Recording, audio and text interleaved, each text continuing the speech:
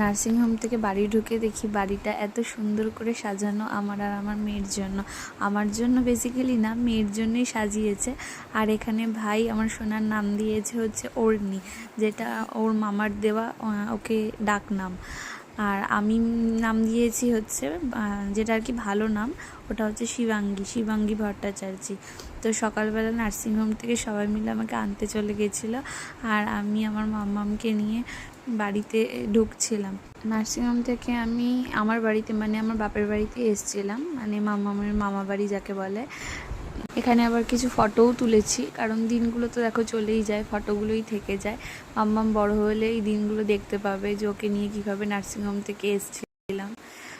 তারপর এখানে চাল রেখেছিল যে তোমার বাড়ির লক্ষ্মী বাড়িতে ঢুকছে, তো চাল ফেলে ও ঘরে ঢুকছিল। বাট এত কিছু, এত আয়োজন, আর একজন তো পুরো ঘুমিয়েই কাত, মানে নার্সিংহোম থেকে ঘুমোতেই ও এসছে। এত কিছু বাড়ি সাজানো যার জন্য সে কিছুই দেখে উঠতে পারেনি, দেখো ঘুমাচ্ছে একদম অঘরে। সবাই মেয়েকে ওই অবস্থাতেই আর কি ধান ধূপ দিয়ে আশীর্বাদ করে নিল। আর এদিকে তো একজন আড়মোড় ভাঙছে, হাই তুলছে আর ঘুমোচ্ছে।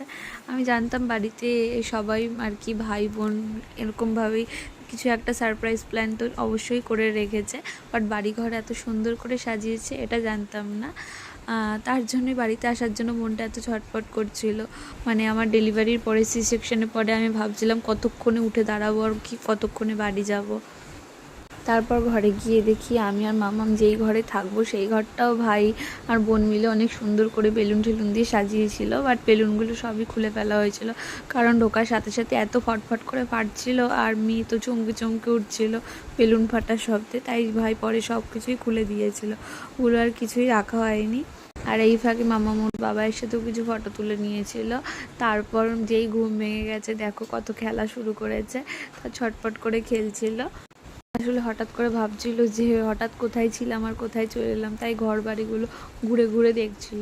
বাট ওকে কে দেখে বলবে বলো যে 5 দিনের বাচ্চা।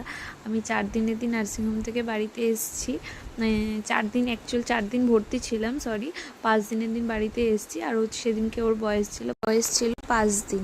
বাট সারাদিন যেমন তেমন করে কাটলেও রাত্রিবেলাটার থেকে যুদ্ধ শুরু হয়। সেই দিন সারা রাত ও জেগেছিল। মানে আমার মনে হয় যতদূর, যেহেতু জায়গাটা পরিবর্তন হয়েছিল, জায়গা চেঞ্জের জন্য সেদিনকে রাত্রিবেলাটা খুব কষ্টও পেয়েছে, খুব কেঁদেছে আর সারা রাত ঘুমায়নি।